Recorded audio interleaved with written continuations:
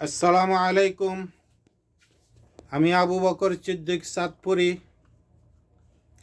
Saudi আরবের রাজধানী রিয়াদ থেকে আমি বাংলাদেশের সকল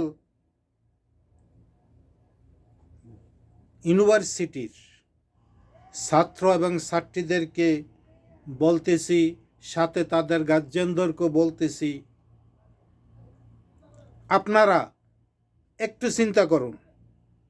ঢাকা ভার্সিটিতে আগামী দিন 9 সেপ্টেম্বর ইলেকশনে আগামী দিন যেই ডাকসু নির্বাচন হবে, কোন দল আসলে, কোন দল ক্ষমতায় আসলে, গার্জিয়ানদেরকে বলছি আপনাদের ছেলে এবং মেয়েরা নামাজি হবে, পর্দানিশীন হবে, সুদ খাবে না, ঘুষ খাবে না, সামারি করবে না, সন্ত্রাসী করবে না, গাঁজাখোর হবে না, চাকু নিয়ে পকেটে পিস্তল নিয়ে ঘুরবে না। একটু চিন্তা করুন। এই আপনার ছেলে মেয়ে ভবিষ্যতে তারা মন্ত্রী হবে, মিনিস্টার হবে, এসি হবে, ডিসি হবে, দারোগা হবে, বড় অফিসার হবে, বিদেশে যাবে, সারা বিশ্বকে তারা কন্ট্রোল করবে, স্পেশালি বাংলাদেশকে কন্ট্রোল করবে। আমি গার্জিয়ানদেরকে বলতে চাই, আপনারা একটু চিন্তা করুন।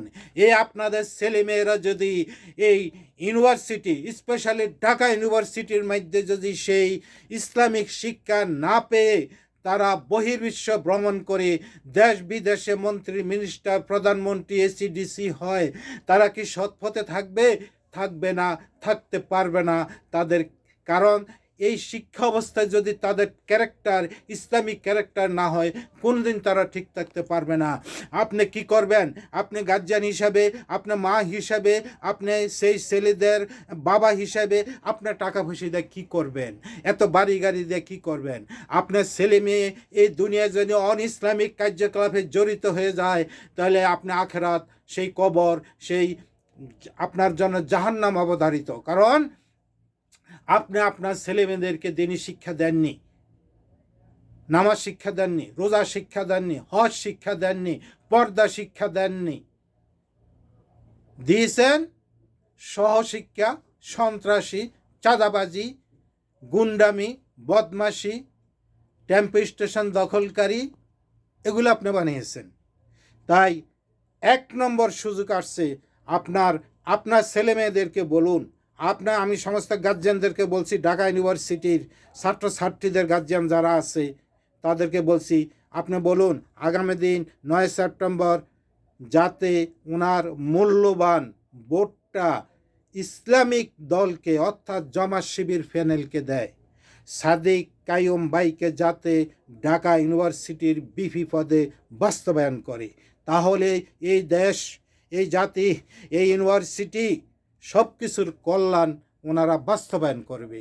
আমরা জানি 600 একর জমি এখনও উদ্ধার হয়নি, বিভিন্ন মহলে সিটি আসছে, ঢাকা ইউনিভার্সিটির আন্ডারে নাই।